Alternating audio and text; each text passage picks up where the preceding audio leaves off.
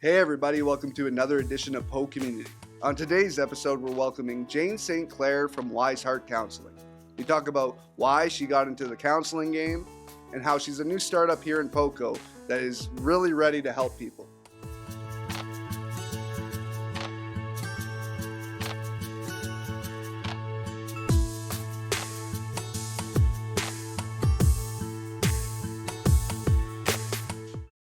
This is Jane St. Clair from Wiseheart Counselling. How's it going, Jane? Good, Mike. How are you? I'm doing great today. Awesome.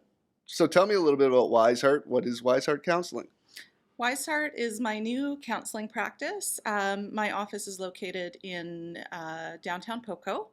I'm like I said, I'm a new counselor. I offer in-person counseling services as well as online. My focus is, it's a trauma-informed counseling, as I find complex trauma is so prevalent these days. And my main modalities are acceptance and commitment therapy, narrative, and I do lean heavily into mindfulness as well. Nice. So, like you say, you're new to it. What drove you to get into it?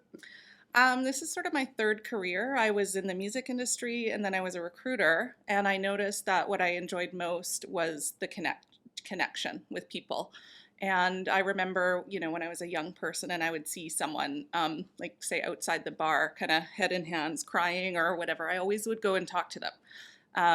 It's just been something that I've gravitated to for my whole life. And when I was laid off from my recruitment career at the beginning of COVID, it seemed like a good opportunity to kind of take a different path. So that's how I ended up here. Yeah, you hear that a lot, especially with just how COVID is. It's definitely a smart career path to go down, especially if you're personable and you care about people, like which I got just talking to you a little bit beforehand. I can tell you have that. It's really a hard thing to switch careers, but do you think like because of COVID, people are really mentally strained and mentally just messed up?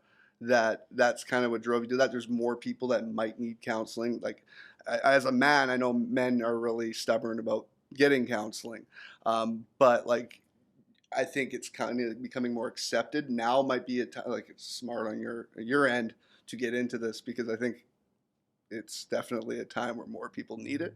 So is that definitely something that drove you to do it? I don't think it drove me to do it, but I think it's kind of an added I don't want to say bonus or benefit at other people's expense, but it's certainly a good time to get into it because you're right, so many people really need support. I think a lot of people needed it before COVID, and COVID just kind of exacerbated everything. And to your point about men, yes, men are really, underserved in terms of mental health supports for a number of reasons. And so that will be a focus of my practice as well, is, sort of inviting men into the space to see what counseling is all about. Yeah, so that's like something that you really want to drive through to them is like being new to it, is like being accepting to that and being open to that and like kind of easing them into it, right? Yeah, exactly. I mean, it isn't what it used to, people have a perception about counseling where it's very intense. It's you're lying on the couch, getting into your deepest dreams and thoughts and things like that. And it really isn't that. It can also be very practical in terms of different ways of communicating, tending to kind of what's going on in your nervous system and in your body. And a lot of that stuff can be immediately helpful. There are ways that it can be quite accessible for people. Yeah. So like you brought it up that you started because of COVID. Like you got laid off. You hear that. We hear that story here a lot. A lot of entrepreneurs that have come into our space to become members. The amount of them that have started their businesses up during COVID is just staggering. But it's also like owning a business, as you know, and opening up your own like counseling service. It is so freaking stressful without COVID, right? Like now jumping into it, not knowing if it's coming back for one, like hard, if we have to shut down all this other stuff. But like, I, I always wonder this for counselors, asking counselors this, like, because everything's mentally straining for you too. Mm-hmm. how is it dealing with other people's issues when you probably have them yourself, right? It's a stressful time in the world right now. Yeah, that's a really good question. Being that I am somewhat new, I wasn't sure how that would go. Yeah. And people are sharing, really intense stuff. So it can be very overwhelming. So, and then I have my own added stressors of, like you say, starting a business. I had no idea how involved it is. So it's almost like running two careers simultaneously. So I've just been like really leaning into my own self care. I see a counselor myself, and I think that's really, really important. And then I have my clinical supervisor. And I've also been getting the right help for my business processes. So, really trying not to try to figure out everything myself, like both in terms of my mental health and my personal stuff, but also my business. And I think that's been really, really helpful. You actually answered one of my questions I wanted to ask. Is like, you it's beneficial to you. You use it yourself. Like, I always think that. I, I don't know. I don't know many counselors, but I could see them being almost stubborn to getting it themselves because they almost think they should be able to give themselves their own counseling. But really, I think everybody kind of needs somebody to talk to, and a lot of people, I mean, don't have that naturally. Like they need services like yours. Mhm. It's especially just depending on what they're talking about. Are you like are you in a specific like is it are you counseling pretty much any issues? Yeah, Yeah, yeah, yeah. yeah, Right now I am. yeah, I am wide open. I'm learning a lot, and I don't have a niche yet. yeah, I will develop one over time. A couple of really interesting things that I'm doing is I am counseling neurodiverse people, so autistic people, yeah. essentially. We have autism in our family, and I'm very neurodiversity affirmative. So I believe in people's abilities, not their limitations. So that's been a little focus of my work so far, and that's been amazing. But I am just wide open across the board. I'm still, Yeah. discovering what I want to focus on. Yeah, because I know a lot of the counselors I've met, a lot of them have been business Mm. counselors because what they told me was that a lot of their stuff had to do with just business problems before. Now they're having to deal with a lot more personal mixed with business because the people are so mentally just screwed up right now dealing with COVID. It's I know from a fact being a place that promotes community, co-working, being together, that in the back of my mind as a business owner, it always scares me the fact that like, oh, we might tell people never to like not to go and mingle again, right? So like, I think that's something that it definitely there's if you say your business is in Poco, right? Poco definitely has a huge community of entrepreneurs that I think is something that you definitely could benefit from because there's a lot of mental strain right now. That's a really good point. I hadn't really thought about that as a niche, but yeah, and a lot of it, I find that I have a lot of counseling related conversations with everybody that I'm talking to. A lot of whom are business people right now. So you almost get a little bit of that just in your casual conversation, just like I'm getting little tips and tricks on social media and stuff like that. I find I'm also offering a little bit of support on a casual basis.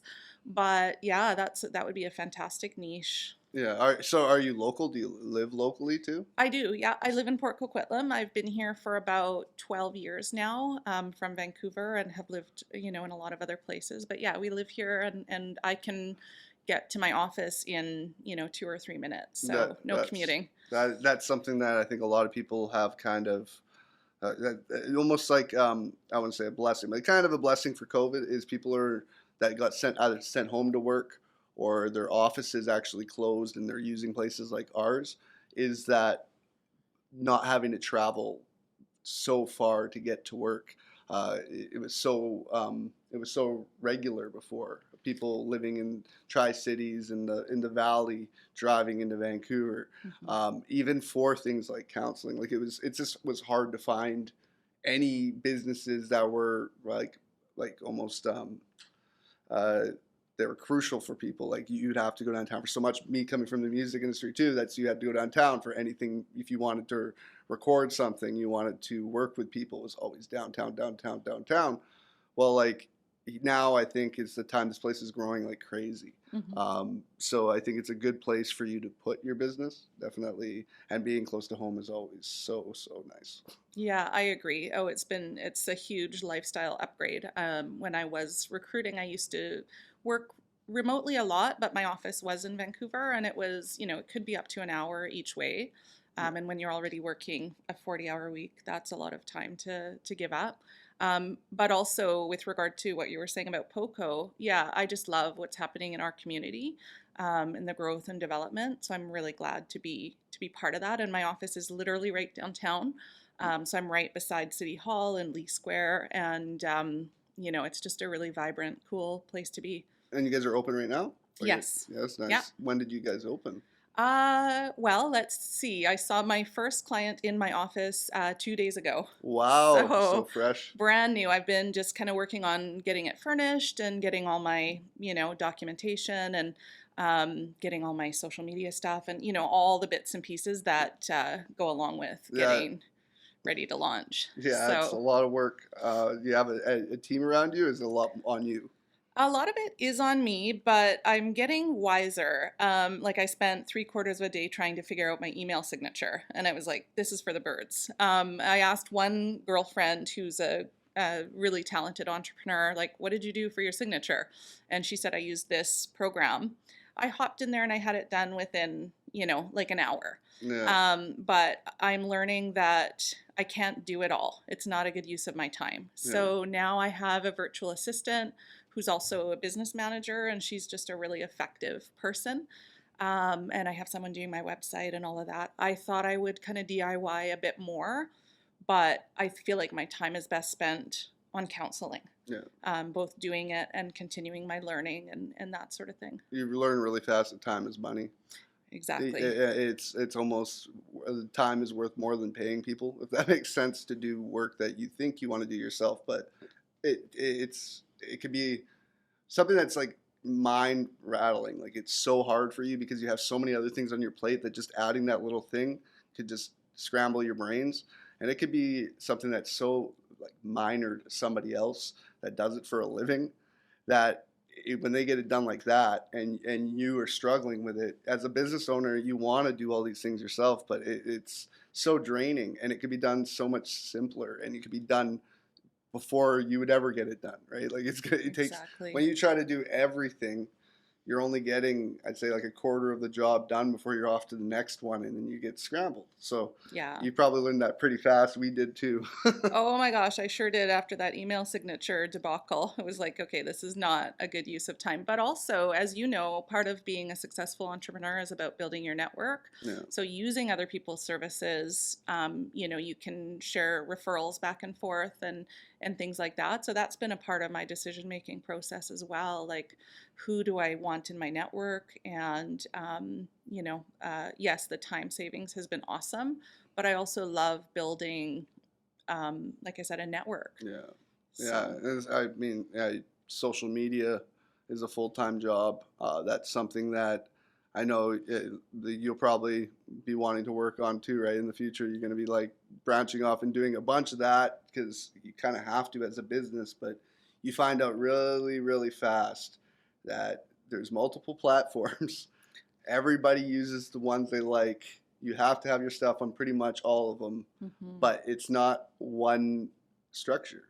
Everybody has their own setup, had their own structure, their own sizes of videos, their own, the way they post, if hashtags are used. There's so much that you, just in that department alone, that a business owner needs to know about, that becomes, I would say, like it could be a full-time job for more than one person. They have to just monitor those, they branch off into their own platforms. Like it's crazy how much a business owner needs to do to succeed in today's time. It's almost like it used to be easier when it was like taking ad in the paper. True. Yes, you're right. Actually, I started feeling really stressed as you were listing all of those things. I was like, oh no. But yeah, no, you're right. Like there's so much to learn, and it is a full-time job. So I want to know, enough about each aspect to have a handle on my business, but I don't want to go deep into, the nuts and bolts of all those different things Yeah. because I don't know, I don't have enough time in the day to do that. And, another reason why I started my own business was to have, and I know this is going to sound sort of ironic to an established entrepreneur, but I wanted more time. Yeah. I know it's going to be, not 24/7, but it's going to be very demanding initially. But my work-life balance is very important. So I don't want to be banging away on the computer at night when I'm meant to be spending time with my kids or my partner or my dog, for that matter. So that's part of it too. Yeah, it's always a joke. People always say they want more time, and it's weird. Time is such a weird thing. It's such a funny thing because you say that and like it's a 24-hour job when you're an entrepreneur. And I always see this meme online that's like, I quit my 40-hour work week, 40-hour a week work week to become an entrepreneur, my own boss for more time, and now I'm working like 80 hours a week, and it's just, but you still have more control of your schedule. So like you have kids, they need to do something during the day. It's easier to be like, okay, I can shut down for a couple hours and go back to work afterwards. Totally. It's not, we all know if you have kids now how hard it is in this, how society is to find places for those kids to go, especially during summer holidays, during these times where it's like maybe daycares aren't even open. And as a business owner, you kind of have that like you have the freedom to be able to like take them out for a few hours during the day if they have to or they have an appointment. So there's ups and downs, but I think once you get past a certain point, once you build your business to a point where you want it, it's easier to step back a little bit, breathe, and be more free. The first few years, though, it's like you'll never work harder in your Oh boy. life. Let's do a little deep breathing here. I need to bring the stress levels down. No, that's a really good point. And, to your point about the flexibility, like, I can bring my laptop, and if my kids want to go somewhere, I can sit and work while they play, or, I mean, they're a little bit older now, but, you get the idea. So yeah, I mean, I do know that it's going to be an intense workload, but I like the flexibility and being able to structure it in a way that works for us. That's awesome. So, like, I know, like, for what you do, you care for people, and you come from like the music industry that can be pretty cutthroat. So, how did you go from that industry and like did that kind of part of it kind of bother you? And it was almost like once you got out of it, like almost a relief, kind of. Yeah, that's a great question. I love that question because one of the things I was told in the music industry was that I was too honest, and that I had to work on my politicking. And that's a direct quote.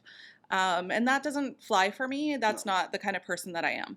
I also didn't really like socializing back then. I was very nervous, and I had a lot of, well, to be honest, I had a lot of work on myself that I needed to do, so I just felt overwhelmed all the time. And would usually kind of calm the nerves with a couple drinks or whatever. And so all in all, it just wasn't the best fit for me. Even though I love music, it's gone back to being a passion rather than my Yeah. career. But yeah, I mean, I feel better being in an industry or in a job, where I make the rules. I can work according to my ethical, and moral compass, sort of Yeah. thing. Being in the corporate world is equally, compromising Yeah. on in terms of your values, whether it be just the simple, ineffectiveness of sitting in meeting after meeting after meeting, or the colorful way that messaging is done, Mm. which isn't necessarily all that upfront.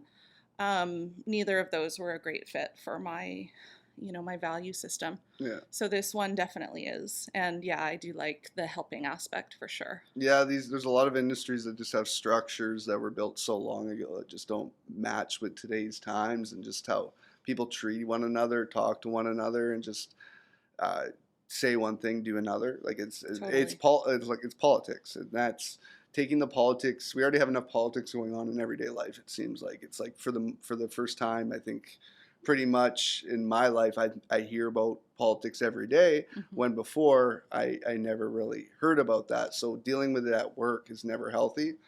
More and more, I think people are just the freedom of being yourself and doing, at least you do your job correctly, but you don't have this like fear of having to do it in a certain way, not thinking outside the box. I think, yeah, it's I think we're just getting away from just doing it one way. I think people can think outside the box, do it their own way. There's a way to do everything differently. You're in counseling.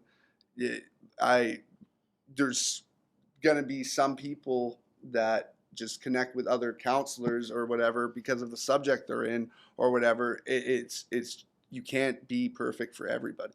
You No. can't be. It's impossible. It's absolutely impossible. You could be a cup of tea for somebody. As a podcaster, somebody could love me as a podcaster. Somebody else could hate me. Yeah. But you just do what is true to yourself. Totally. And that's, I think, people are happy with, and that's what we talked beforehand. I said, these podcasts, I really want people to learn about you even more so than the business. And that's because people will work with who they trust in the personality of the person more so than even the business that they're pushing. Yeah, you're right. You're right. They actually say that 95% of the success of a counseling relationship is based on the relationship, what they call the therapeutic alliance, like how well you gel with your counselor. Yeah. Obviously there's a lot to be said for credentials and strategies and tactics and stuff, but really it's about the connection. So that's a great point. Yeah, and I've seen it. It's just like how anybody connects in any parts of life, Mm-hmm. right? You connect with the people more so than others, and sometimes those relationships, they almost don't make sense, but people mesh together with who they mesh with.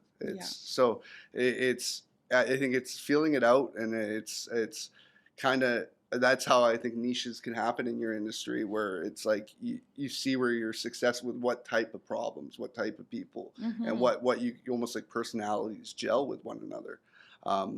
Yeah, I could tell you care. It's honestly, that's so I can keep pushing to our audiences. I can tell you care about people just by the tone of your voice when you're talking about it. Aw. Yeah. Thank you. I really do. I really do. I think that, genuinely, the majority of people are really good people, and maybe they're, have a lot of challenges and issues that they haven't been able to address that might be holding them back. But I think that, like I say, most people are good people. They want to do good things. And, in counseling, we can kind of help with that. Well, I think the root of people's depression and like stress and stuff, I would say even more than half the time they don't even know what the cause of it is. Yeah. Like they know like the what led up, like all the little things that led up to how they're feeling at that point, but they don't know the actual like base of it. They don't know what started it. And so when they're asked by like, let's say, a significant other, like their spouse, their friends, family, when they're asked what's wrong, a lot of them don't even know. So they have to dig into what is actually the issue. And it can stem from something long time ago, right? So that's what I think, like digging into that is something that counselors really need to do, right? Yeah, 100%. Yeah.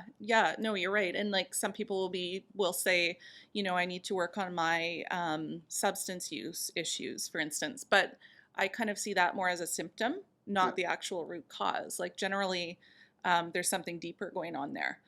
So a lot of times you're winding the clock way back, if not to dig up a whole bunch of old issues, just to see how what you went through impacted your nervous system. And, like a lot of our wiring is set in place when we're really little, and we adapt to whatever type of situation we're living in. And so if it's very, very stressful, we approach life through a different lens than someone that didn't have that, incredible amount of stress. So, that's a really good point. In the counseling industry, though, like, is there a stat out there for people, like, it's not a quick fix, right? I don't think there's some people that might think it might be, like, you can come in for one session, oh, I'm fixed.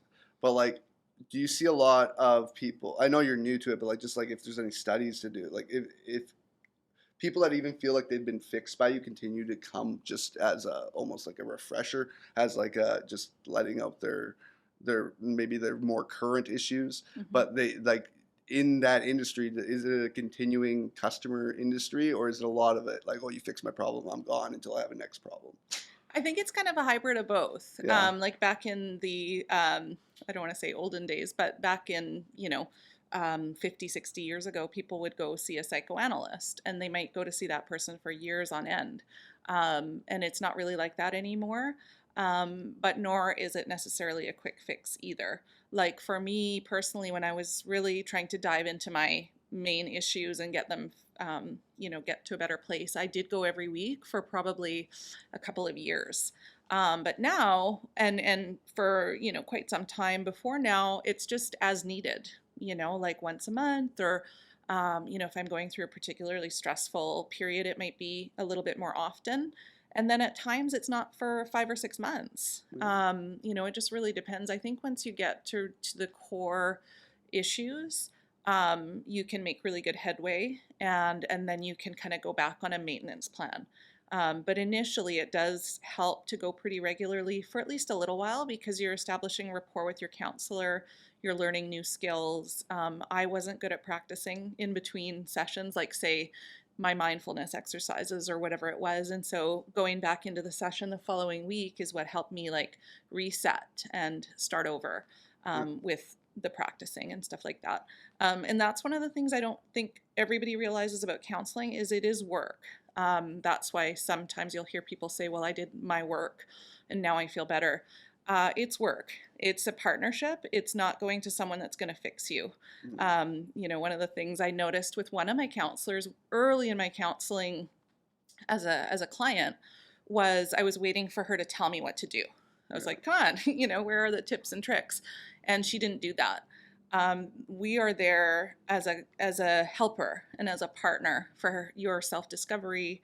Obviously, we know a lot about psychology and modalities and interventions, but really it's on the person to identify what they want to work on and do the work, that's required, which is a lot of self reflection. It can be practicing different things in between sessions. It can be, learning new ways of communicating. But yeah, there's a lot to be done. It's got to be pretty stressful though, just like still like hearing people's like some of the deepest, darkest, some of the darkest memories for the most part. Like I've heard stories of just being like shaken to the core because of it, because you end up caring for your people who you're dealing with. Like it's not a soulless industry. If it's a soulless industry, and or if you're soulless, you're in the wrong industry. You got to care about these people. So when they're telling you, especially if it's like something that happened when they were children or whatever, it's hard not to take that home. Yeah, it is actually. Yeah. It is hard. In fact, I would probably go so far as to say it's impossible. Yeah. When I was talking to my psychologist about going into this field, I asked her about that, and she said that's a muscle that you have to build. Yeah. Like initially, I would leave my desk at the end of the day and I would be a hot mess because it's amazing what people have gone through and that they're still standing on 2 feet and talking about it. But now I'm able to kind of separate work from personal a little bit more. And also, I see the potential of people. So I don't get too drawn down into the darkness of the story.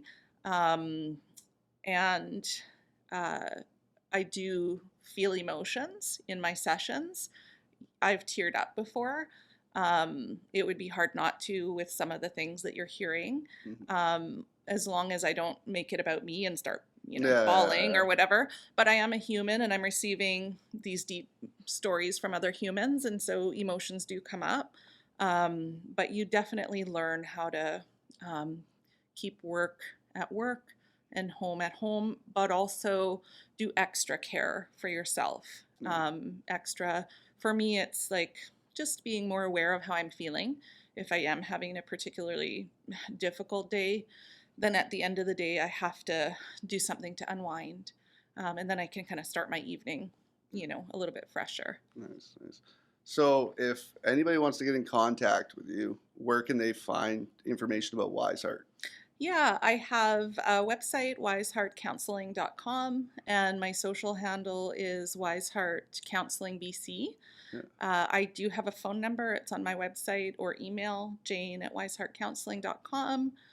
Yeah, those are probably the best ways. Well, awesome, Jane. I'm glad you came in today. I'm glad we connected because, especially your startup, you're just getting started. I would love people that watch our podcast, listen to our podcast, to know about you because we're talking to a lot of or a lot of our people that are watching are entrepreneurs, and they're going through a lot of stuff right now. So showing somebody that's like new to it but so like open and just like caring, um, hopefully that you can get some like customers through us because yeah, I talk to business owners almost, I do every day, and all of them are going through something.